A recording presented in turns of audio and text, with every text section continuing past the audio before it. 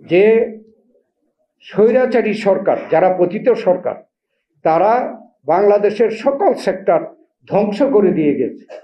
এই সেক্টরগুলোকে যদি সঠিক করতে হয়, এখানে সংস্কার প্রয়োজন, মেরামত প্রয়োজন। আমরা বলেছি যে আমরা এই সরকারকে সহযোগিতা করতে আমরা প্রস্তুত, কিন্তু এটা পরিষ্কার বলেছি যে এটা অনির্দিষ্টকালের জন্য হতে পারে না। এই সরকার হলো সাময়িক সরকার, এরা তো অনির্দিষ্টকালের জন্য থাকতে পারে না। তাই তাদের যদি সফলভাবে বিদায় নিতে হয়, তাহলে এদেশে জনগণের যে প্রত্যাশা, বৈষম্য থেকে দূরীভূত করার ব্যাপারে পদক্ষেপ, সব বৈষম্য এই সরকারই দূরীভূত করতে পারবে সেটা আমরা মনে করি না।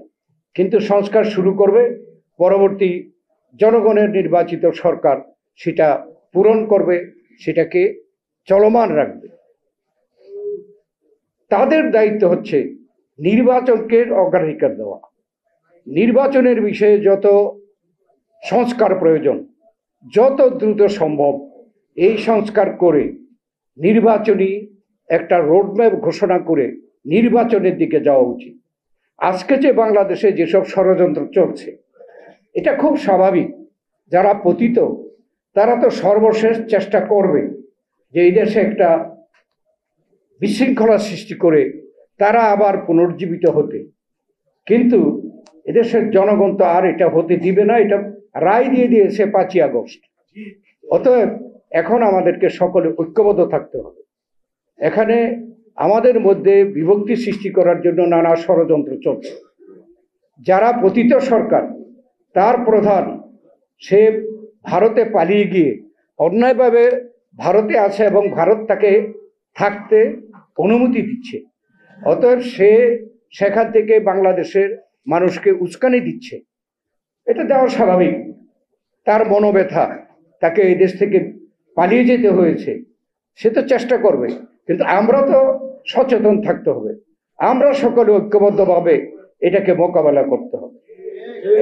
আপনারা দেখছেন এই সরকারের সময় অনেক দাবি নিয়ে হঠাৎ হঠাৎ করে কিছু লোক দাবি আদায়ের জন্য সংগ্রামে নামছে।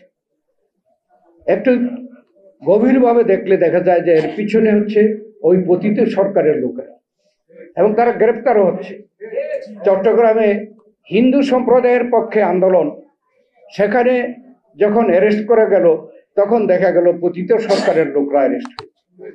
অতএব তারা ষড়যন্ত্র করতে পারে, কিন্তু আমাদের তো দায়িত্ব হচ্ছে এদেশের ছাত্র জনতা গত 16 বছর যাবৎ আন্দোলন করে এই জুলাই আগস্ট মাসে চূড়ান্ত ভাবে গণ অভ্যুত্থান সৃষ্টি করে আজকে যে সরকারকে প্রতিষ্ঠিত করেছে, সেই সরকারের দায়িত্ব এই সকল ষড়যন্ত্রকে ধূলিসাৎ করে দিয়ে এদেশে এমন একটি নির্বাচন দেওয়া, যে নির্বাচনে জনগণ তাদের নিজের ইচ্ছা মতো, পছন্দ মতো লোককে স্বাধীনভাবে ভোট দিতে পারবে, এবং তাদের নির্বাচিত সরকার এই বাংলাদেশকে ওই যে গণতন্ত্র, আমাদের মুক্তিযুদ্ধের যে চেতনা, গণতন্ত্র, স্বাধীনতা, সার্বভৌমত্ব, অর্থনৈতিক মুক্তি এবং দেশের শান্তি শৃঙ্খলা পুনরায় এদেশে প্রতিষ্ঠা করবে।